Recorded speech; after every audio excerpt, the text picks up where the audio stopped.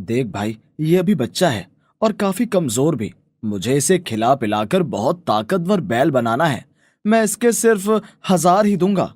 1,000 तो तुम कम बोल रहा है। चल, तेरी और मेरी दोस्ती की खातिर 1,000 ही सही। हरिकिशन बिरजू से वह बछड़ा खरीद लेता है। उसके वहां से जाने के बाद मेरा बावला ही निकला। ये ले भगवान, ये 1,000 रुपए रख। मैंने वो बीमार बछड़ा हरि किशन को बेच दिया। अच्छा किया, उस पर तो चारा भी खराब हो रहा था। कुछ भी दे रही थी उसके शरीर को लग ही नहीं रहा था। चलो, जान छूटी। और उधर हरिकिशन के घर पर देख तो नंदिनी की माँ, कितना प्यारा बछड़ा लेकर आया हूँ। हाँ, थोड़ा कमजोर है लेकिन खाएगा पिएगा तो मस्त बैल बन जाएगा। छोटी नंदिनी अपनी माँ का हाथ पकड़कर बैल देखने के लिए बाहर आती है। इतना सुंदर छोटा सा दोस्त पाकर वो खुश हो जाती है।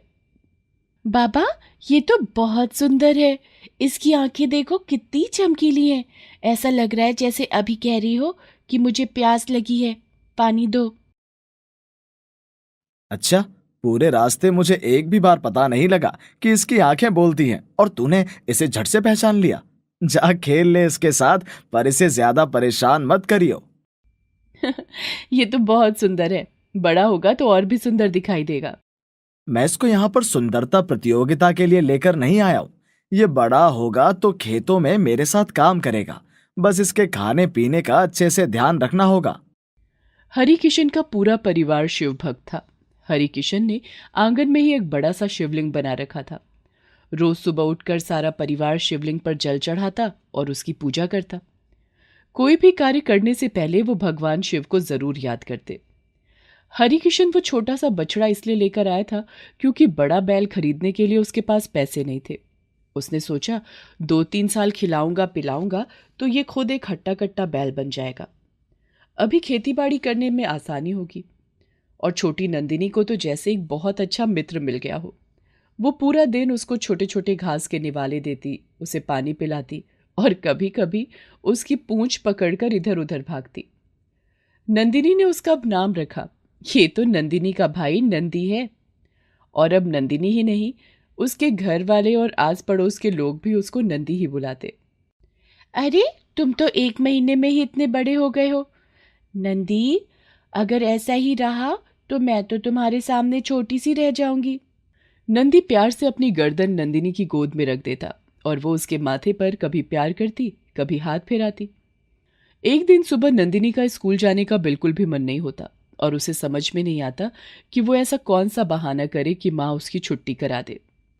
माँ, आपको पता है अभी बहुत तेज बारिश आने वाली है। मैं स्कूल नहीं जाना चाहती। पूरे रास्ते में कीचड़ ही कीचड़ हो जाएगा। अच्छा, बाहर तो सूरज चमक रहा है तो बारिश कैसे होगी? होगी माँ, होगी। मैं सच कह रही हूँ। अभी 1 घंटे बाद ही बहुत तेज बारिश आने वाली है। बस नंदिनी, बहुत हो गया। इतने बहाने बनाने की जरूरत नहीं है। कोई बारिश नहीं आएगी। तभी नंदिनी उठकर नंदी के पास चली जाती है और उसके कान में बोलती है, तुम तो वही हो ना जो महादेव के सामने बैठे रहते हो और सारी बातें महादेव को बताते हो। देखो नंदी, मेरा बिल्कुल भी मन नहीं है स्कूल जाने का। महादेव से बोलो कि बारिश करा दो। और नंदिनी बेमन से खाना खाती है, कपड़े पहनती है और बार बार बाहर देख रही होती है। लो, आ गई तुम्हारी बारिश। अभी तक सूरज चमक रहा है। चलो, अब मैं तुम्हें स्कूल छोड़कर आती हूँ। तभी अचानक आसमान में काले काले बादल छा जाते हैं और बारिश शुरू हो जाती है। नंदिनी की माँ मुंह खोले हुए कभी आकाश को देखती, कभी नंदिनी को। देखा माँ, देखा, मैं कह रही थी ना कि बारिश आएगी। तुम तो मेरी मान ही नहीं रही थी। मजा आ गया। ये तो बड़ी हैरानी की बात है। अभी तक तो सूरज चमक रहा था, अचानक से काले काले बादल कहाँ से आ गए? जरूर नंदिनी के मुंह पर सरस्वती बैठी होगी। फिर वो घर के कामों में लग जाती है और नंदिनी नंदी के पास जाकर, अरे वाह, तुमने मेरी बात कितनी जल्दी महादेव तक पहुंचा दी और उन्होंने काम भी कर दिया। मजा आ गया। आज तो मैं पूरा दिन तुम्हारे साथ ही खेलूंगी। अच्छा बताओ, अभी तुम्हें भूख लगी है तो मैं तुम्हारे लिए क्या लाऊं? तभी नंदिनी भागकर 2 रोटी बछड़े के पास ले आती है। नंदी 2 साल में ही हट्टा कट्टा बैल बन जाता है। जो नंदिनी अभी उसकी पूंछ पकड़कर इधर उधर आंगन में भागा करती थी, अब वो उसके ऊपर बैठकर इधर उधर उसे दौड़ाती। हे भगवान, इस लड़की को तो पता नहीं कब अक्ल आएगी। इस बैल के ऊपर बैठकर ऐसे दौड़ाती है जैसे इसे मैं रेस में भगाने के लिए लाया हूं। ओ नंदिनी की माँ, कल मैं नंदी को पहली बार हल में जोतने ले जा रहा हूं। कल सुबह उठकर नंदी की पूजा कर लेना। ये तो बड़ी खुशी की बात है। अब वो काफी अच्छा हट्टा कट्टा बैल हो गया है। मैं कल सुबह ही नंदिनी के साथ मिलकर नंदी की पूजा कर लूंगी। अगली सुबह नंदी के ऊपर सुंदर सुंदर आभूषण बनाए जाते हैं। फिर नंदिनी नंदी के माथे पर तिलक करती है और नंदिनी की माँ नंदी की आरती उतारती है। देखो नंदी, बाबा का ख्याल रखना और खेत में अच्छे से काम करना। बाबा की जान बसती है खेत में। दिल लगाकर काम करना और बहुत अच्छी फसल की पैदावार करना। नंदी प्यार से गर्दन हिलाता है। हे भोलेनाथ, नंदी को हमेशा स्वस्थ रखना। ये हमारे घर का बेटा ही है, इस पर हमेशा अपनी कृपा रखना। फिर हरिकिशन नंदी को लेकर अपने खेतों में चला जाता है। नंदी का फुर्तीलापन देखकर आसपास के किसान भी अचंभे से देखते हैं। अरे किशन, घाटे का सौदा नहीं था 1000 रुपए में। आज 2 साल बाद तेरे पास में खट्टा खट्टा बैल है। बेटा कहो मेरा बेटा आज अपने बाप के साथ मिलकर काम करेगा।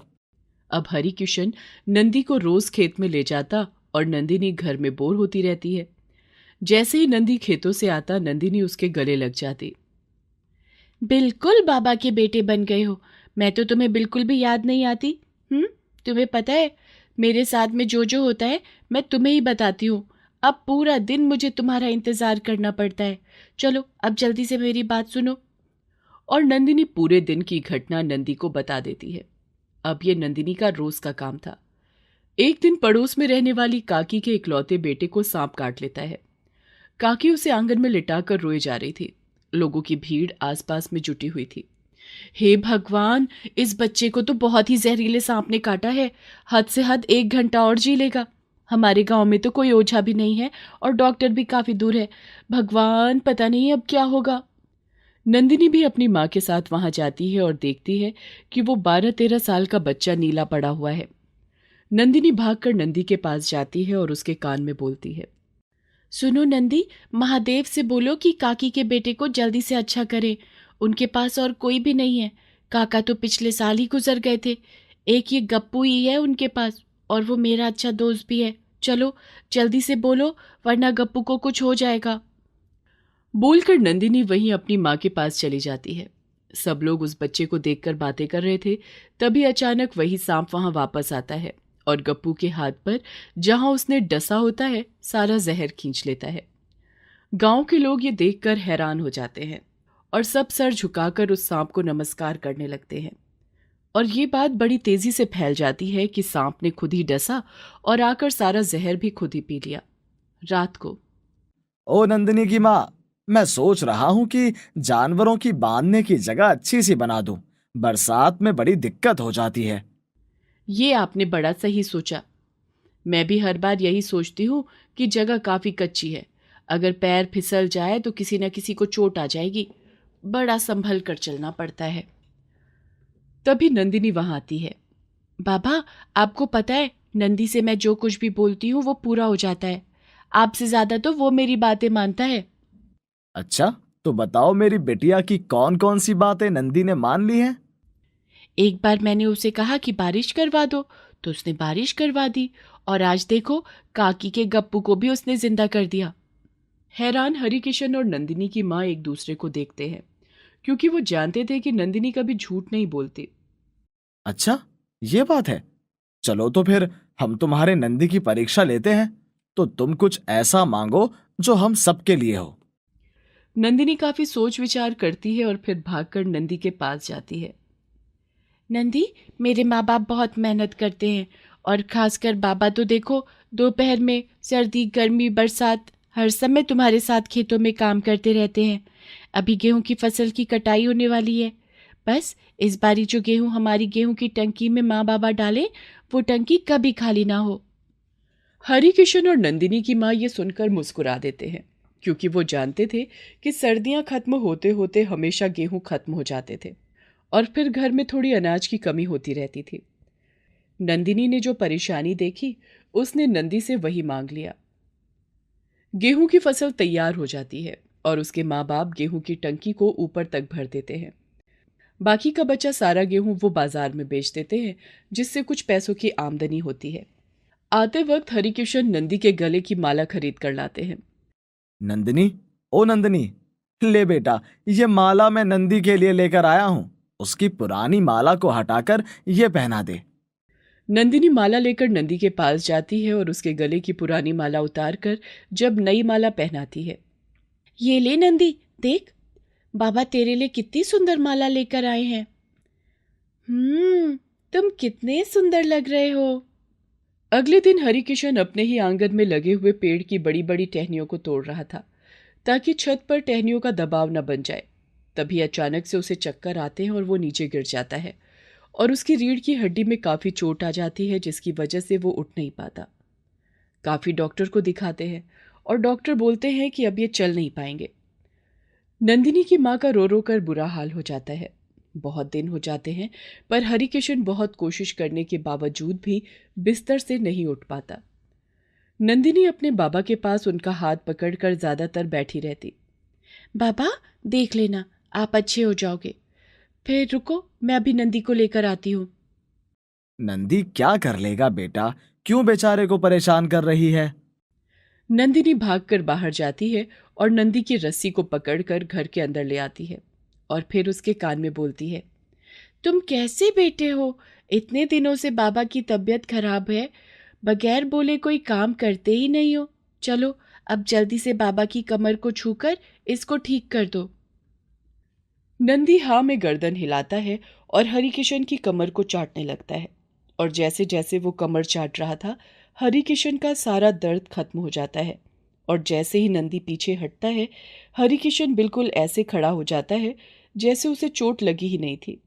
ये चमत्कार देखकर उसे नंदिनी की बातों पर यकीन हो जाता है और वो नंदी को गले लगाकर रोने लगता है। मेरा बेटा, तूने आज अपने बाप को बिस्तर से खड़ा कर दिया। मेरे पास तेरा धन्यवाद करने के लिए कोई शब्द ही नहीं है। तभी वो गुड़ और चना लेकर आता है और नंदी को खिला देता है। हरिकिशन को भला चंगा देखकर नंदिनी की माँ काफी खुश होती है। अब उन लोगों को पता था कि नंदी एक चमत्कारी बैल है और नंदिनी उससे जो भी कहती है वो पूरा कर देता है। अब गांव में किसी को भी हारी बीमारी होती तो वो डॉक्टर के पास ना जाकर नंदिनी के पास आते हैं और नंदिनी नंदी को बोलती और उनके दुख खत्म हो जाते।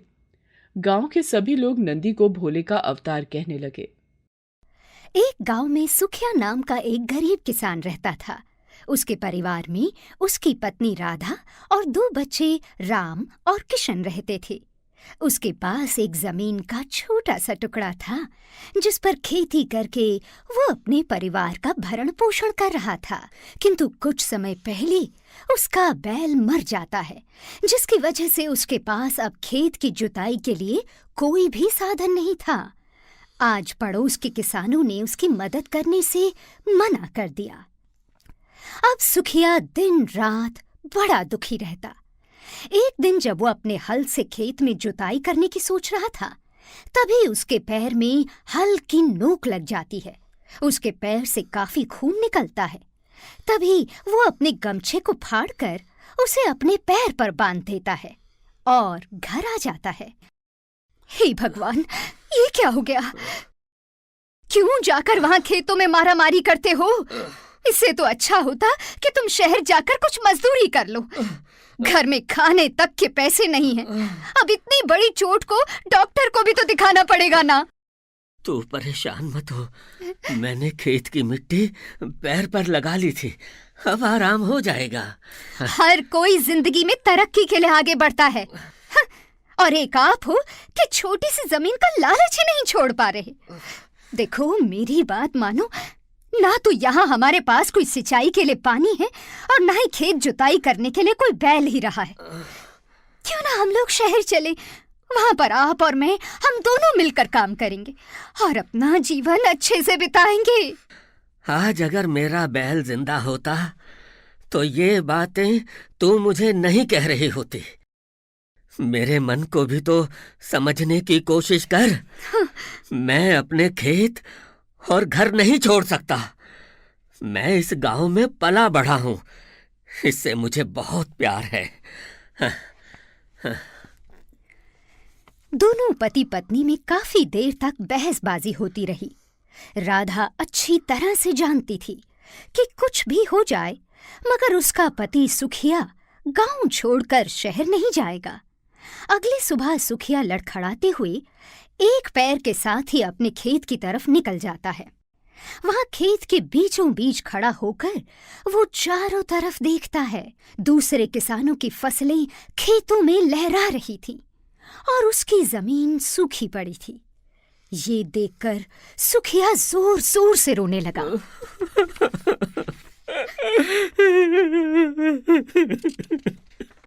तू कुछ भी कर ले भोलेनाथ, लेकिन तू मेरे विश्वास को नहीं डिगा सकता। मुझे पूरा यकीन है देर सवेर तू मेरी मदद जरूर करेगा।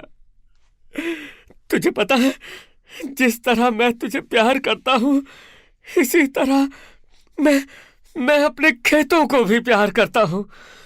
मैं कभी तेरी पूजा करना नहीं छोड़ता और ना ही अपने खेतों को।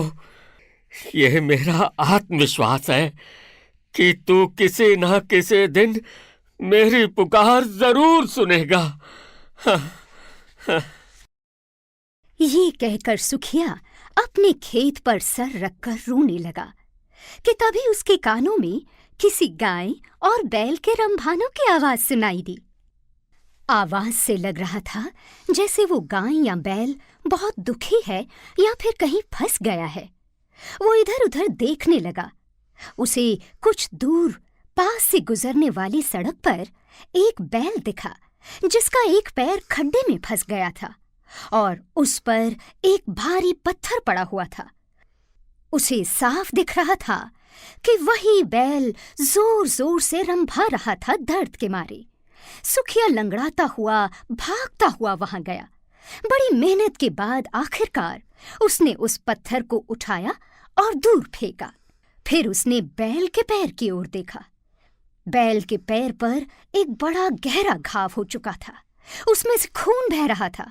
वो तुरंत ही उसके घाव को पानी से साफ करने लगा।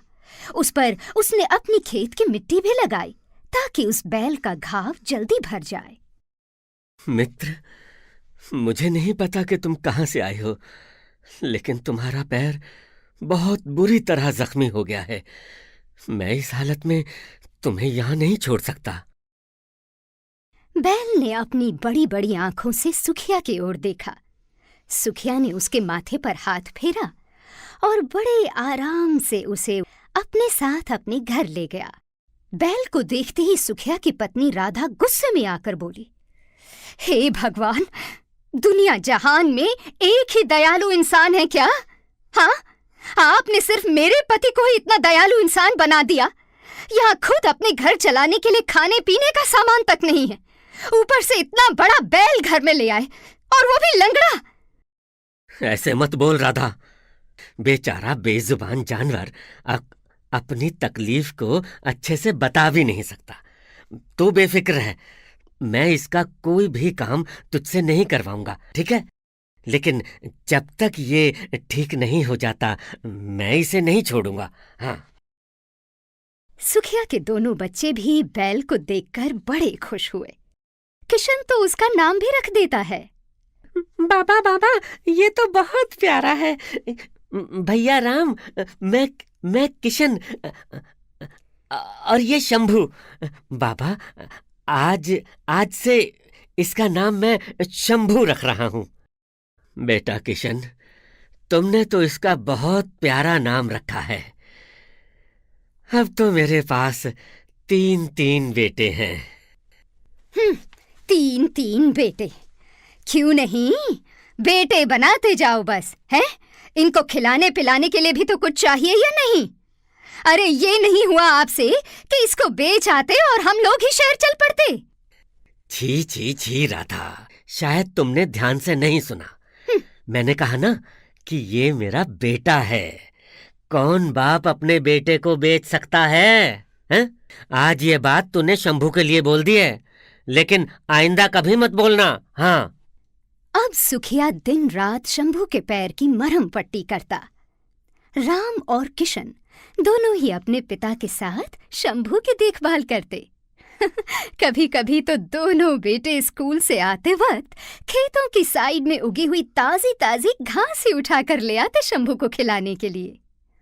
1-2 हफ्ते के बाद ही शंभू पूरी तरह से ठीक हो गया।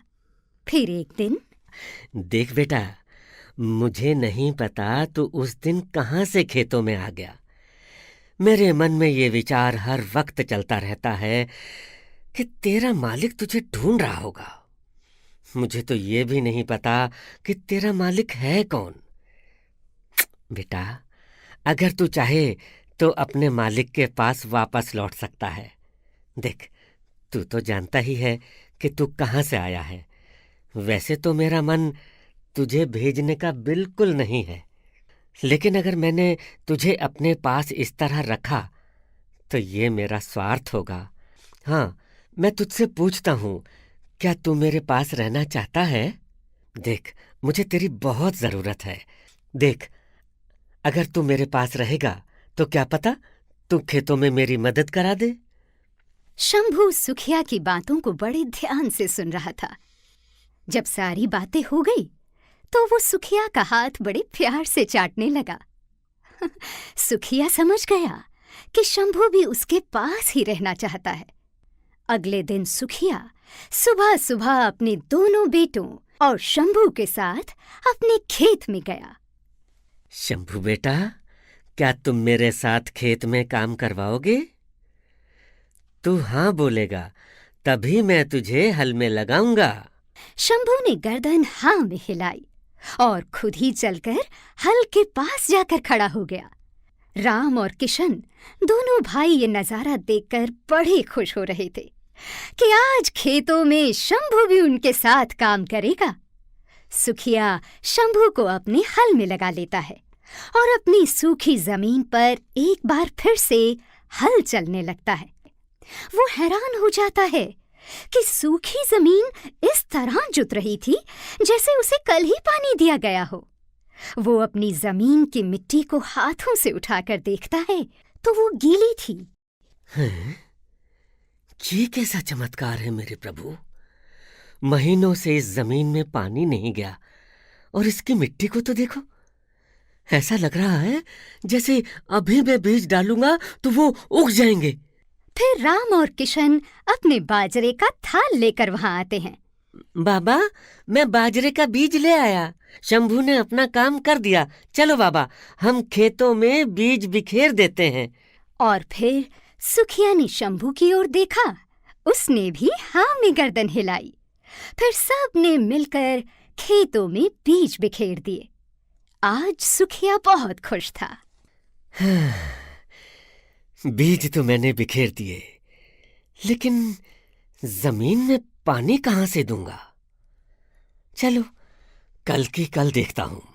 किसी से बोलकर पानी का इंतजाम कर लेता हूँ। और फिर वो दूसरे के खेतों के पास में उगी हुई ताजी घास को काटकर शंभू को लाकर खिलाता है। बाबा बाबा, हमें भी बहुत तेज भूख लगी है। चलो घर चलते हैं ना। माँ ने कुछ खाना बनाया होगा। उसके बाद वो चारों के चारों घर लौट आते हैं।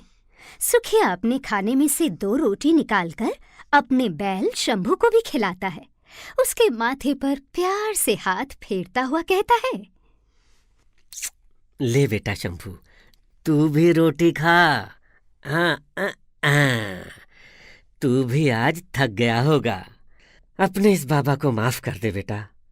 मैं तुझे बढ़िया खाना नहीं खिला पाता, लेकिन वादा करता हूँ खेत अच्छे हो गए तो तुझे अच्छा खाना भी खिलाऊंगा। हाँ, और तेरे लिए सुंदर सी माला भी लाऊंगा। हाँ। उसके बाद सुखिया अपने परिवार के साथ सो गया। उधर शंभू खुद को खूंटी से आजाद करके खेतों में पहुंच गया। खेतों में पहुंचकर जैसे ही शंभू ने आसमान की ओर मुंह किया तो सुखिया के खेतों में बारिश होने लगी। खेतों में पानी बिखेरने के बाद शंभू वापस आकर सुखिया के खूंटे से बंध गया। जब अगले दिन सुबह हुई, दोनों बच्चे स्कूल गए और सुखिया अपने बैल शंभू को चराने के लिए नहर ले गया। नहर से जब वो सीधे अपने खेतों पर गया तो खेत में पानी देखकर हैरान रह गया।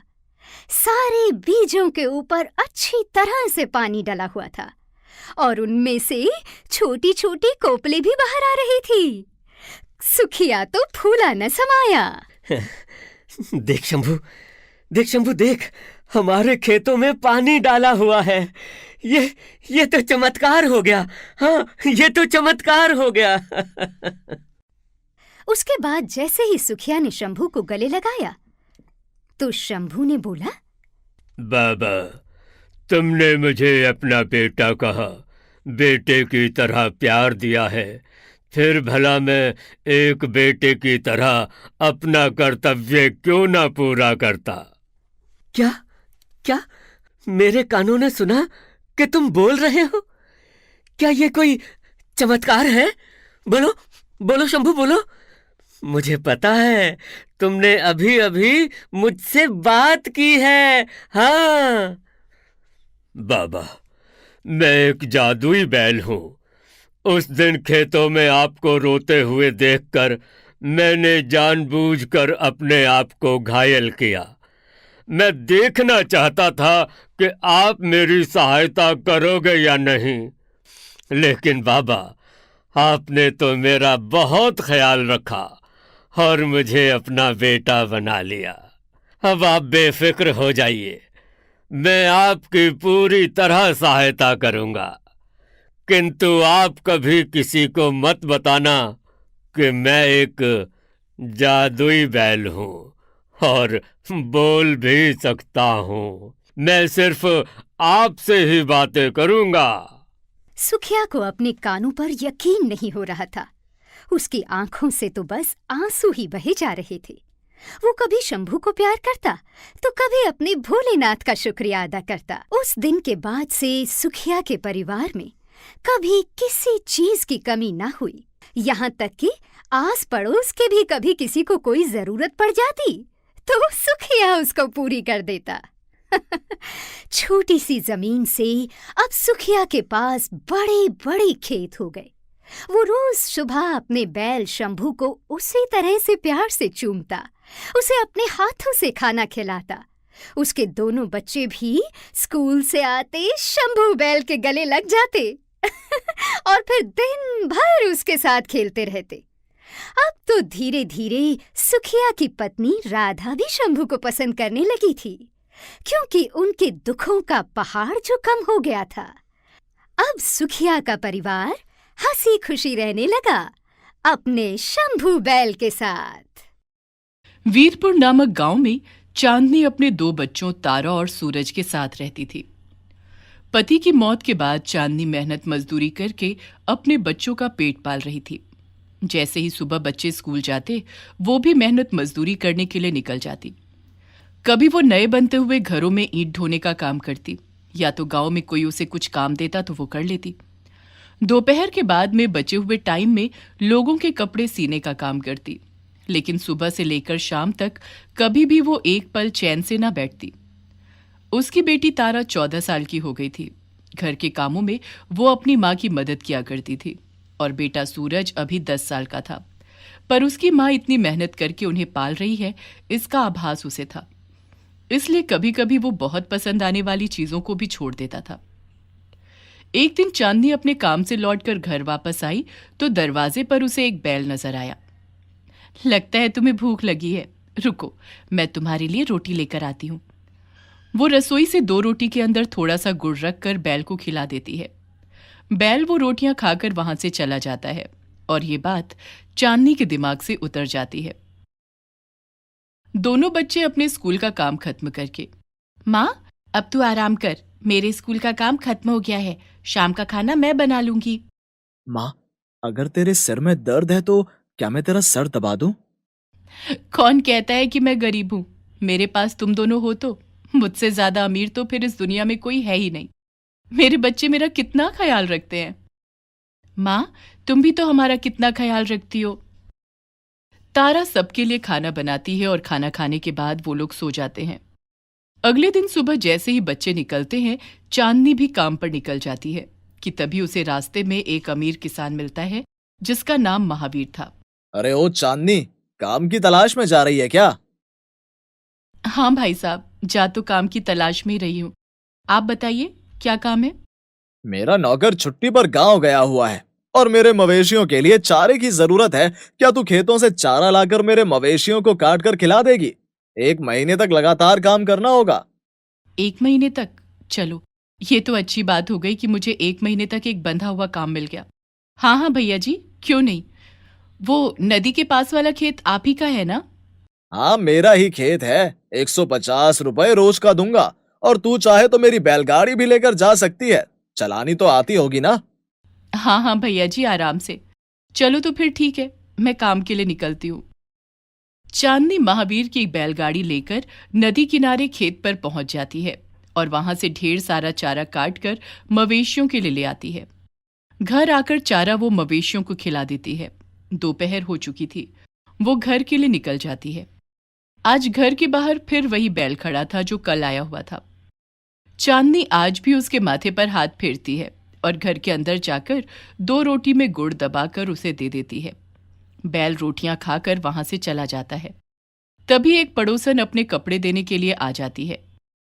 चांदनी, जरा मेरा ये कुर्ता तो ठीक कर देना और ये वाला सिल देना। सच कहती हूँ, तेरे हाथ में सफाई तो बहुत है, लेकिन इस गांव में इतना काम नहीं है। अब हमें ही देख लो, एक कुर्ता सिलवाने के बाद 6-7 महीने बाद नंबर आता है दूसरे कुर्ते का। ठीक है दीदी, आप कुर्ता रख जाओ, मैं सिल दूंगी। वो तो मैं भी जानती हूँ, अगर इतना काम होता तो फिर मैं रोजाना मजदूरी क्यों करती, घर पर ही सिलाई कढ़ाई का काम कर लेती। कुछ भी कहो चांदनी, लेकिन हम सब जानते हैं कि तू कितनी मेहनत करती है। देख लेना, एक दिन भोलेनाथ तेरे ऊपर कृपा जरूर करेंगे। उन्हीं की कृपा से चल रहा है सब कुछ। पड़ोसन के जाने के बाद में चांदनी उसके कपड़ों को सिलने लगती है और तारा और सूरज अपनी माँ की मदद कराते हैं। अगली सुबह चांदनी महावीर के घर जाकर बैलगाड़ी उठाती है और चारा लेने के लिए खेतों में चली जाती है। काम खत्म करके जब वो वापस आती है तो देखती है कि वो बैल आज फिर घर के आगे खड़ा है। चांदनी उसे आज भी गुड़ रोटी खाने के लिए देती है कि तभी तारा बाहर आ जाती है। माँ, ये बैल तो रोज आने लगा है, किसी गांव वाले का भी नहीं लगता। पता नहीं रोज एक ही टाइम पर आता है। जरा देखो माँ, ये कितना सुंदर है। बेटा, जानवर बेजुबान होता है, लेकिन प्यार की भाषा उसे भी समझ में आती है। क्या पता उसके रोटी खाकर जाने से ही हमारा नसीब खुल जाए। फिर वो बैल के माथे पर, गले पर और उसकी पीठ को थपथपाने लगती है। बैल भी चुपचाप खड़ा हुआ थपकियां ले रहा था और थोड़ी देर बाद इसी तरह खड़ा रहा और चांदनी, तारा और सूरज उसे प्यार से सहलाते रहे। फिर चांदनी काम करने के लिए अंदर चली गई। सूरज और तारा बाहर ही खड़े हुए थे कि बैल वहां से चल दिया। उसके जाने के बाद जैसे ही तारा घर में घुसने के लिए मुड़ी, उसने देखा कि बैल जहां खड़ा था वहां एक सोने का टुकड़ा पड़ा है। वो उसे उठाकर अंदर ले आती है। माँ, जरा देखो तो, जहां वो बैल खड़ा था वहां ये टुकड़ा मिला है। पीतल है कि सोना? चांदनी अपने हाथों में टुकड़ा लेकर देखती है। वो प्योर सोना था। चांदनी सोचती है कि जरूर बैल के पैर में कहीं से फंस गया होगा और जब वो यहाँ खड़ा था तो उसके पैर से निकल गया होगा। अब उसे समझ ही नहीं आ रहा था कि वो सोने के टुकड़े का क्या करे। हे भगवान, मैं इसे आपका चमत्कार समझूं या कुछ और। ये टुकड़ा उस बैल के पैर से निकला होगा। अब समझ में नहीं आ रहा मैं इसका क्या करूं। तू ही कोई रास्ता दिखा। रात को तीनों सो जाते हैं। तभी चांदनी को सपने में वो बैल दिखाई देता है। माँ, वो सोने का टुकड़ा मैंने तुझे दिया था, कल उसे जाकर बेच दे। चांदनी की आंख एकदम से खुल जाती है। वो देखती है कि उसे बहुत पसीना आ रहा है। वो ताजी हवा खाने के लिए घर का दरवाजा खोलकर आंगन में आ जाती है तो देखती है कि बैल आंगन में खड़ा है। एक पल के लिए तो वो डर जाती है, फिर हिम्मत करके वो बैल के पास जाती है। बैल अपना मुंह उसके कंधे पर रख देता है। मुझे नहीं पता तुम कहाँ से आए हो, बस इतना जान गई हूं कि तुम मेरे लिए फरिश्ते बनकर आए हो। अब मैं तुम्हें कहीं नहीं जाने दूंगी, यहीं आंगन में ही बांध देती हूँ और कल मैं तुम्हें हरा ताजा चारा खिलाऊंगी। बैल अपना मुंह फिर वापस उसके दूसरे कंधे पर रख देता है। वो बैल की मंजूरी समझती है और अंदर से रस्सी लाकर खूंटे से बांध देती है। अगली सुबह तारा और सूरज दोनों बैल को अपने घर देखकर हैरान हो जाते हैं और अपनी माँ को बताते हैं। हाँ बेटा, रात को जब मेरी आंख खुली तो ये आंगन में खड़ा हुआ था, इसलिए मैंने इसको यहीं बांध लिया और आज से ये हमारे परिवार का ही सदस्य है। तुम इसे अपना बड़ा भाई ही समझो। तारा और सूरज ये सुनकर बहुत खुश हो जाते हैं और जाकर बैल को प्यार करने लगते हैं। बच्चों के चले जाने के बाद चांदनी महावीर के मवेशियों के लिए चारा लेकर आती है और एक गठरी चारा वो बैल के लिए लाती है और बैल को खाने के लिए देने के बाद वो बैल का सर सहलाने लगी। तभी वो देखती है कि बैल में कुछ अलग बात है। तुम्हें देखने और छूने के बाद मुझे एहसास होता है जैसे कि तुम एक आम बैल नहीं हो। अगर मैं सच कह रही हूं और समझ रही हूं तो तुम मुझे कुछ करके दिखाओ जिससे मेरा यकीन सही या गलत हो जाए। बैल चांदनी के कंधे पर अपना मुंह रख देता है। चलो तो तुम एक काम करके दिखाओ। तुम्हारे रहने के लिए मेरे पास अभी इतनी जगह नहीं है, तुम अपने लिए एक जगह तैयार करो। चांदनी ने अभी अपनी बात कहकर खत्म भी नहीं की थी कि वहीं आंगन में एक शेड बन जाता है और वो अपने खाने के लिए खोर बना देता है। चांदनी को तो अपनी आंखों के ऊपर यकीन ही नहीं हो रहा था। वो उसके गले लगकर जोर जोर से रोने लगती है। चांदनी जान गई थी कि वो कोई मामूली नहीं बल्कि जादुई बैल है। चांदनी सोने का वो टुकड़ा बेच आती है और उससे मिले पैसों से वो अपने दोनों बच्चों की जरूरतों की काफी सारी चीजें खरीदती है और बैल के लिए खूब सारा पशु आहार भी। चांदनी के घर में बैल को बंधा देखकर सब लोग हंसने लगते हैं कि गाय बांध लेती तो कम से कम दूध की कमी ना होती। देखते ही देखते 1 महीना बीत जाता है और महावीर चांदनी से कहता है, तुझे इस तरह काम के लिए मना करना मुझे अच्छा नहीं लग रहा, क्योंकि तूने बहुत दिल से और ईमानदारी से काम किया, लेकिन मेरा नौकर वापस आ गया है। कोई बात नहीं भैया जी, आपने वो काम दिया, मेरे लिए इतना ही बहुत है। चांदनी हंसते हुए मुंह से बोलकर तो आ गई, लेकिन अंदर ही अंदर उसे दुख हो रहा था कि एक बंधा हुआ काम उसके हाथ से चला गया। वो उदास होकर बैठ जाती है। तभी उसे ऐसा लगता है कि आंगन में बंधा हुआ बैल अपनी रस्सी छुड़ाने की कोशिश कर रहा है। वो उठकर बैल के पास जाती है। तुझे क्या हुआ बेटा? क्या तेरा बाहर घूम कर आने का मन है? नहीं माँ, मैं तुझे दुखी नहीं देख सकता। जैसे ही बैल ये बोलता है, चांदनी आंखें फाड़ फाड़ कर बैल को देख रही थी कि ये बैल तो बोलता भी है। हाँ माँ, मैं बोलने वाला बैल हूँ, तू परेशान मत हो, अब तेरा बेटा तेरे साथ है ना। तभी वो अपने मुंह से एक सोने का टुकड़ा देता है और बोलता है कि इसको बेचकर तुम एक परचून की दुकान खोल लो। उसमें जो भी सामान डलेगा वो सब कुछ मैं कर लूंगा। जरूर मैंने पिछले जन्म में कुछ अच्छे कर्म किए होंगे जो तू मुझे इस जन्म में मिला है। माँ, मैं तो हर जन्म में तेरे ही साथ रहता हूँ। चांदनी वो सोने का टुकड़ा ले जाकर शहर में बेचकर पैसे ले आती है और फिर एक दुकान किराए पर ले लेती है। उसमें हर तरह का सामान बैल अपने जादू से भर देता है और जादुई बैल की मदद से चांदनी और उसके बच्चों को फिर कभी कोई तकलीफ नहीं हुई। सड़क किनारे एक बुढ़िया कलावती काफी देर से लोगों के सामने हाथ फैला फैलाकर भीख मांग रही थी। आते जाते कुछ दयालु लोग उसके हाथ पर 1-2 रुपए रख जाते हैं और वो अपने हाथ पर रखे हुए पैसों को देखकर रोते हुए बोल रही थी, कोई तो मुझ पर दया दिखाओ, इतना मारा है मेरे पोते को कि बिस्तर पर पड़ा हुआ है, कोई थोड़े ज्यादा पैसे दे जाओ। देखते ही देखते दोपहर हो गई और कलावती ने अपने थैले में से निकालकर रोटी हाथ पर रखी और एक छोटी सी गुड़ की डली उस पर रख ली कि तभी वहां पर एक बैल आ जाता है और कलावती की तरफ टुकुर टुकुर देखने लगता है। लगता है तुझे भूख लगी है, इधर आ। कलावती अपने हाथ पर गुड़ की डली रखती है और वो बैल उसे चाटने लगता है। सुना है हथेली पर रखकर गुड़ चटाने से गाय और बैल हमारी किस्मत को अच्छा कर देते हैं। तुम मेरी किस्मत को अच्छा कर दो।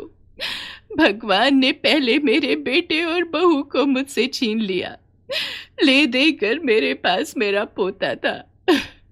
आज वो बिस्तर पर पड़ा है, अगर उसे कुछ हो गया तो मैं क्या करूंगी? कलावती के दिल में इतना दुख भरा हुआ था कि उसे ये भी नहीं समझ आ रहा था उस समय कि उसके सामने खड़ा हुआ वो बेजुबान जानवर उसे तसल्ली भी नहीं दे सकता। लेकिन रो रो कर उससे फरियाद करने वाली कलावती नहीं जानती थी कि कभी कभी बेजुबान जानवर इंसानों से अच्छी तरह बातें समझ लेते हैं, लेकिन बोल नहीं पाते। गुड़ खाने के बाद वो बैल वहीं कलावती के साइड में बैठ जाता है। दोपहर से शाम होने को आती है। कलावती सारे पैसे गिनती है। कुल मिलाकर 80 रुपए थे।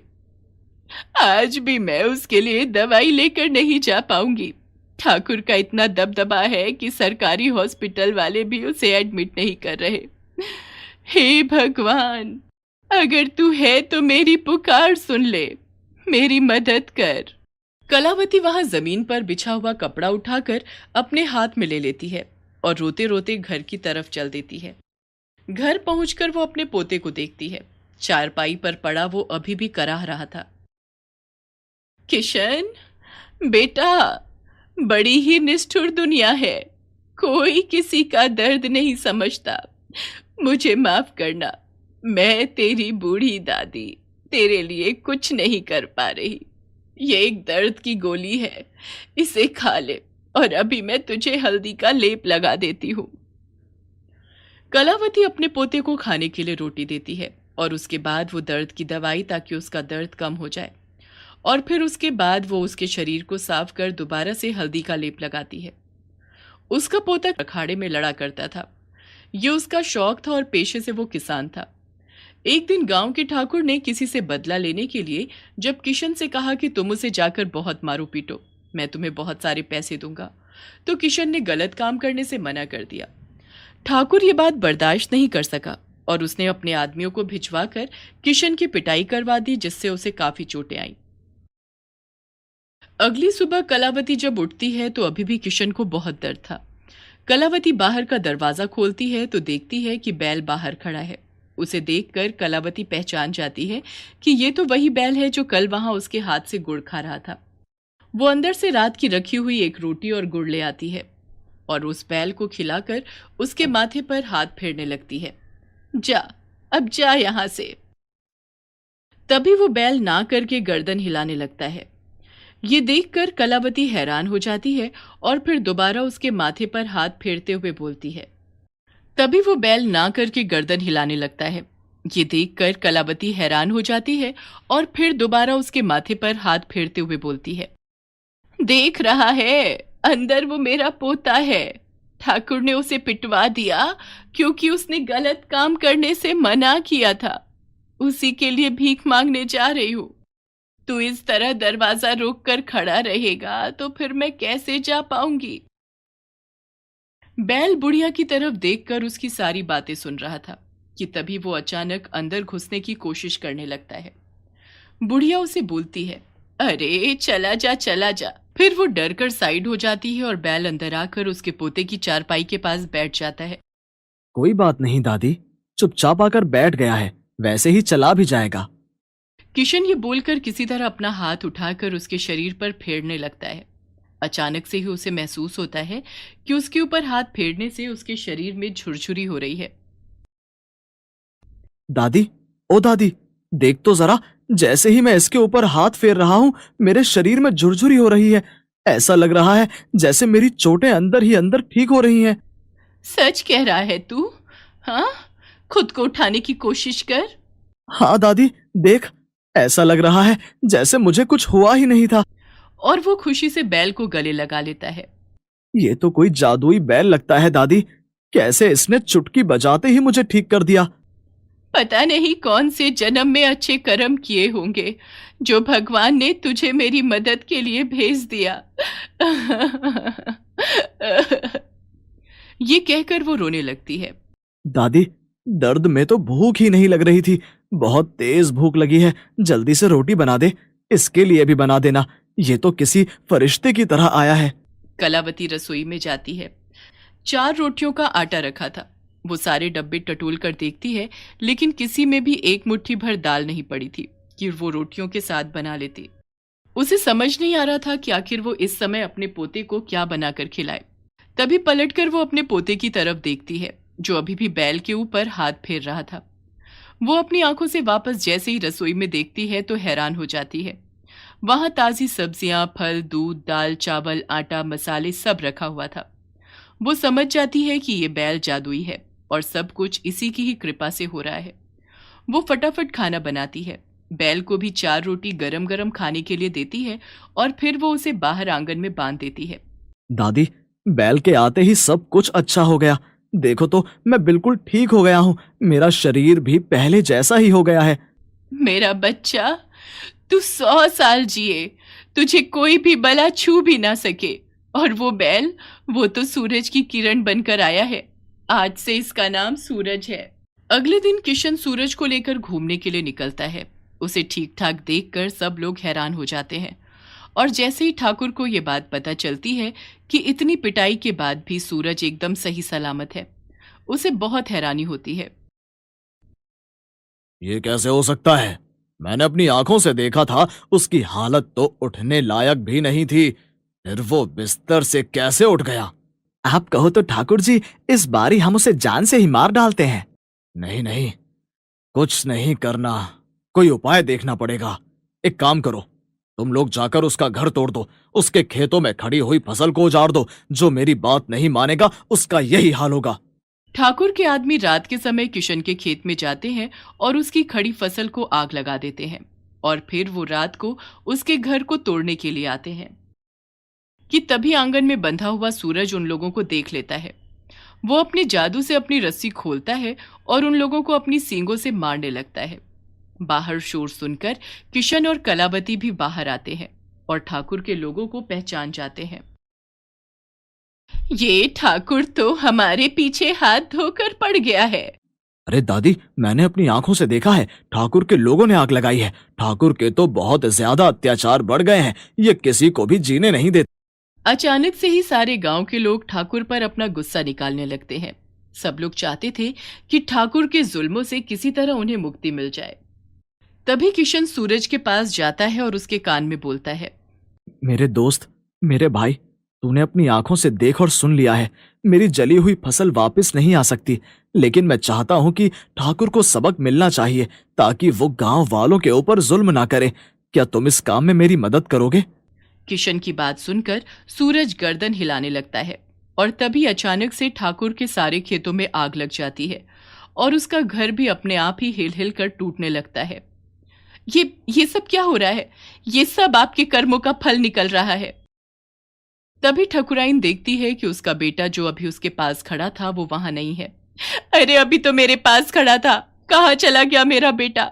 ये सब कुछ तुम्हारी वजह से हो रहा है। आज तुम्हारे पाप का घड़ा भर गया। अभी भी कुछ नहीं बिगड़ा, जाओ उस किशन से माफी मांग लो।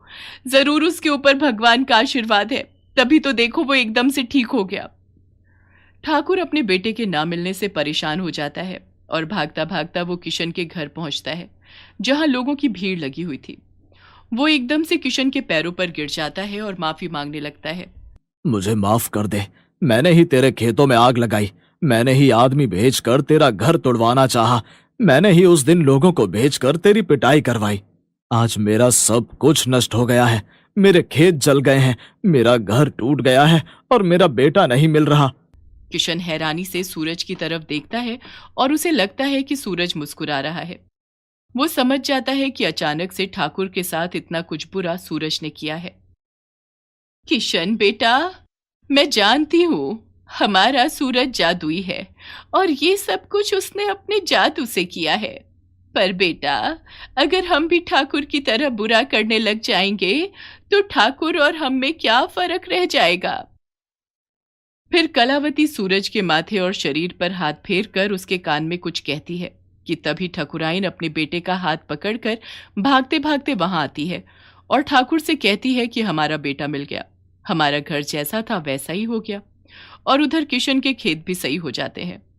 गांव वाले और आसपास के गांव वाले सब समझते हैं कि किशन के पास जादुई शक्तियां हैं, इसलिए सब कुछ सही हो जाता है और उसके बाद किशन सूरज के साथ मिलकर लोगों की मदद करता और कलावती उस दिन को याद करती जिस दिन वो बैल उसे मिला था।